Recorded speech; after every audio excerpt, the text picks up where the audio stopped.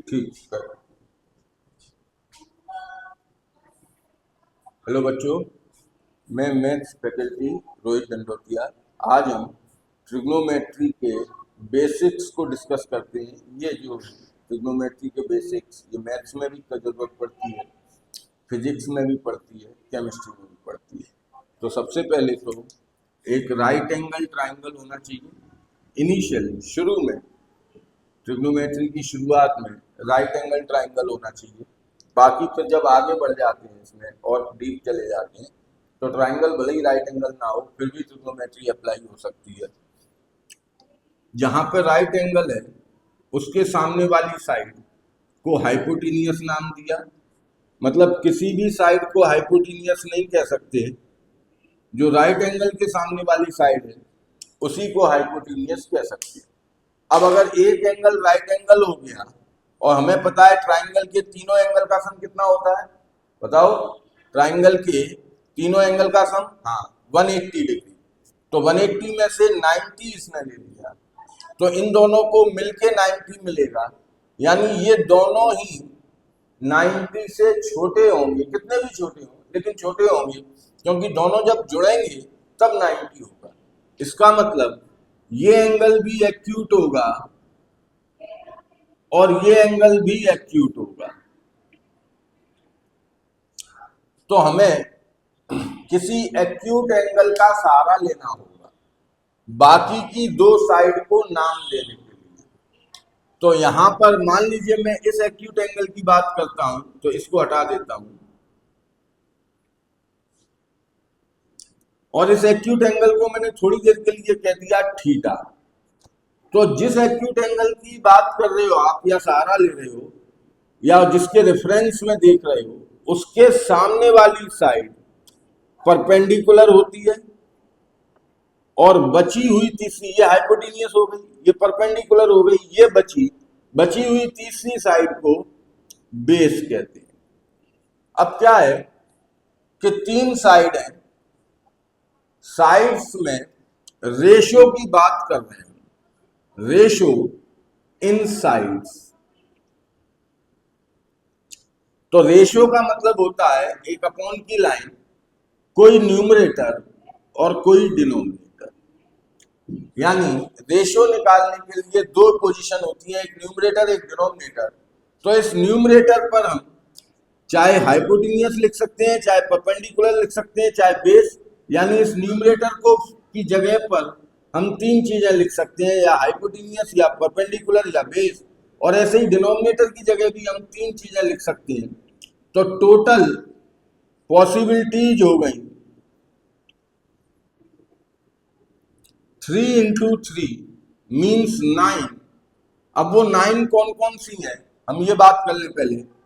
Hypotenuse upon perpendicular, hypotenuse upon base, hypotenuse upon hypotenuse, perpendicular upon hypotenuse, perpendicular upon base, perpendicular upon perpendicular, base upon hypotenuse, base upon perpendicular, base upon base. गिनो, 1 2 3 4 5 6 7 8 9 हो गए 9, जो हमने ये count किया था। अब इसमें क्या है, हाइपोटेनियस अपॉन हाइपोटेनियस, एच से एच कैंसिल होके 1 आ जाएगा। परपेंडिकुलर अपॉन परपेंडिकुलर, पी से पी कैंसिल होके 1 आ जाएगा। बेस अपॉन बेस, बी से बी कैंसिल होके 1 आ जाएगा। तो इन तीन रेशो को कोई नाम देना जरूरी नहीं है, क्योंकि ये कांस्टेंट हो गए, 1 हो गया। बचे कितने, 1 2 3 4 5 6 रेशो बचे। तो इन 6 रेशो को नाम दिया गया और उसको आप याद रख सकते हैं, P B P upon H H B. ये इसका स्ट्रक्चर है याद रखने का। टीचर सिखाते हैं, इसके लिए फुल फॉर्म बता देते हैं। पंडित बद्री प्रसाद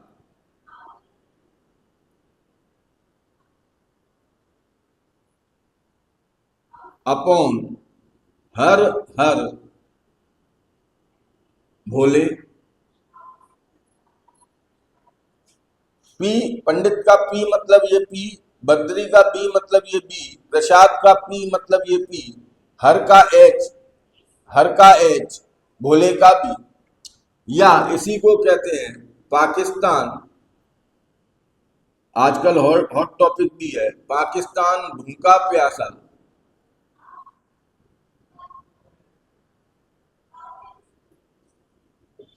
हिंदुस्तान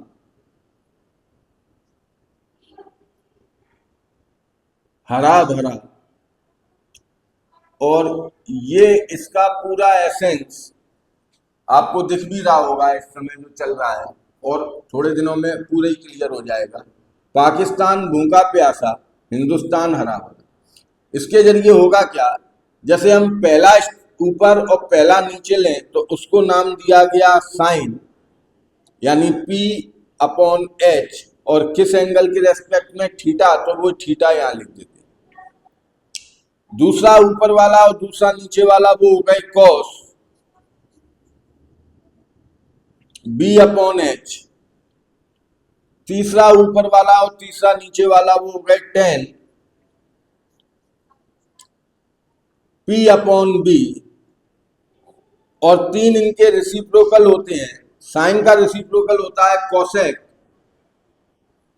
रेसिप्रोकल मतलब इसका उल्टा। कॉस का रेसिप्रोकल होता है सेक,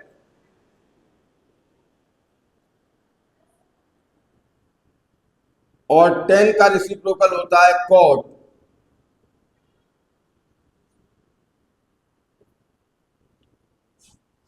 तो ये इनिशियली 6 फॉर्मूले हो गए हमारे पास, sine cos tan, cosec sec cot.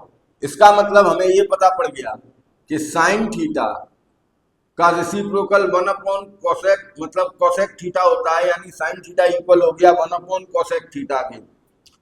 Cosec theta equal हो गया 1 अपॉन साइन थीटा के। बिल्कुल इसी तरह कॉस और सेक में कनेक्शन होता है, यानी कॉस थीटा इक्वल हो गया 1 अपॉन सेक थीटा के, और सेक थीटा इक्वल हो गया 1 अपॉन कॉस थीटा के। टेन थीटा इक्वल हो गया 1 अपॉन कॉट थीटा के, और कॉट थीटा इक्वल हो गया 1 अपॉन टेन थीटा। तो ये शुरू के 6 फॉर्मूले हो गए। इसके बाद 2 फॉर्मूले और हैं। टेन थीटा इक्वल होता है sine theta upon cos theta के, और कॉट थीटा इक्वल होता है cos theta upon sine theta. तो ये 8 फॉर्मूले हो गए आपके, 6 ये हो गए और 8 ये हो गए। ये आपको इनिशियली याद करने ही होंगे, मैंने बनाने का तरीका तो बता दिया, लेकिन फिर भी आप लोग याद जरूर कर लें। इसके बाद आइडेंटिटीज आती हैं।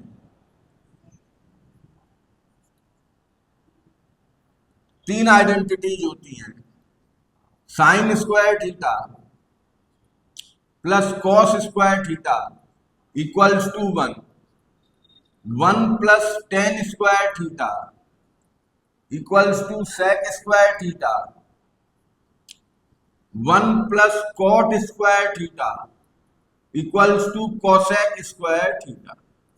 अभी आइडेंटिटी के डेरिवेशन भी हैं, तीनों का सेम लगभग एक ही प्रोसेस है डेरिवेशन की। मान लीजिए हम इस वाली आइडेंटिटी को देख रहे हैं, तो एक राइट एंगल ट्राइंगल, ये हो गया मेरा right angle triangle. Right angle के सामने वाली साइड ये हाइपोटेनियस हो गई। इस एंगल को मैंने थीटा कह दिया, एक्यूट एंगल, तो इसके सामने वाली साइड परपेंडिकुलर हो गई, बची हुई साइड बेस हो गई।